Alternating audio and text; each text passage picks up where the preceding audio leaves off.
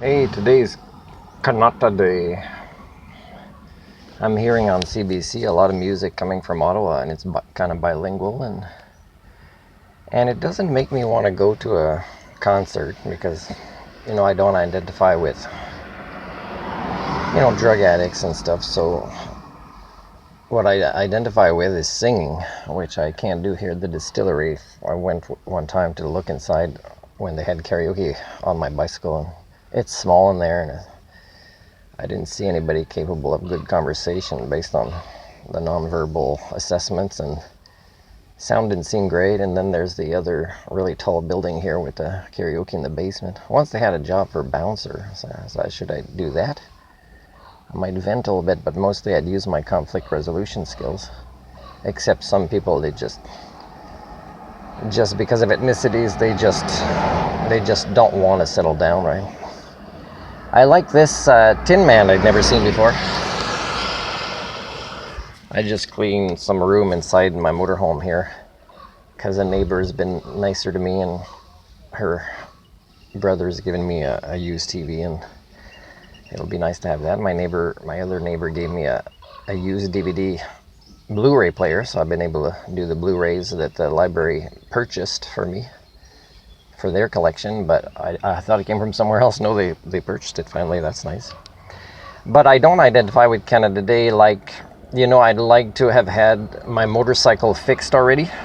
I didn't hear back from my CBC since I left a voicemail about multiple complaints to see if they'll even pay to fix my motorcycle, why it may or may not have been insured at the time, things like this, and other complaints.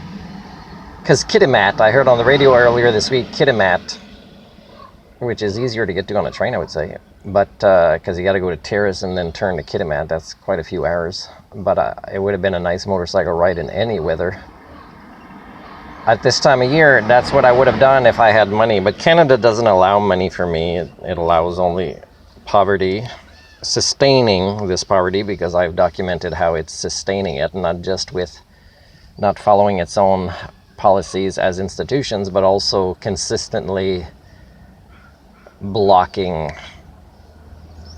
jobs. But it's not just the government, it's the institutions or employers themselves, right? They're intimidated by a confident person with skill sets already surpassing the norm. Now, they would hire somebody whose skill set surpasses the norm if I would be coming in with my tail between my legs. There is a tail between my legs, but not the one they want. But because of my confidence as well, oh yeah, that's going to make people with less skills but seniority uncomfortable. And again, you can blame such things on unions that help stagnate and then devolve cultures. We don't have quality. I mean, there should be a study that shows the systemic issues. How is it linked, let's say, to the BCGEU? Like there's correlations between cultures of employment and work industries that have devolved and that are full of issues now, including their staff are not well, and they're so not well that they can't be patient-centered or client-centered or learner-centered. So identifying with Canada that won't allow music in a positive way in my life, won't allow me riding my motorcycle to a place to maybe meet different people and have a change of scenery, because really I can't afford to leave here unless I have a medical appointment and part of the gas is covered. So I'm stuck in Prince Rupert with, the stagnating cultures of all subgroups of people, and it's discouraging. And then, there should be more information about, we don't really have elbows up, and we don't really have a Team Canada, and it's all divisive,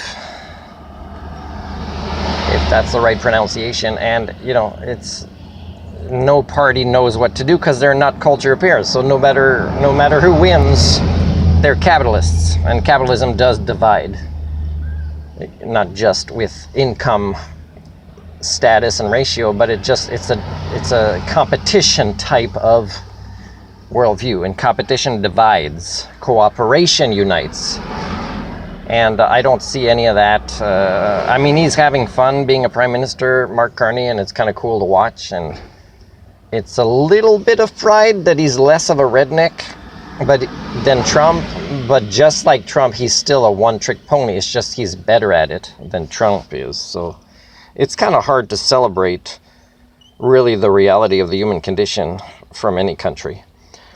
So I'm going to do my best to use the energy that's coming back to me to fix up my motorhome, to keep applying for things outside of here, and to keep, being playful with my cat that brings joy in my life. I mean, I'd like to have human conversations, but for that you need people that are comfortable with any topic and that are good listeners and clear at commenting. This guy's gonna be in a crash there. And, okay. So anyways, I was filming this because I'm a little bit early for an appointment to get that TV, and I did finish preparing bottles I'm going to give to refundables to a neighbor. So anyways, 6 minutes to say it's a regular day of disappointment.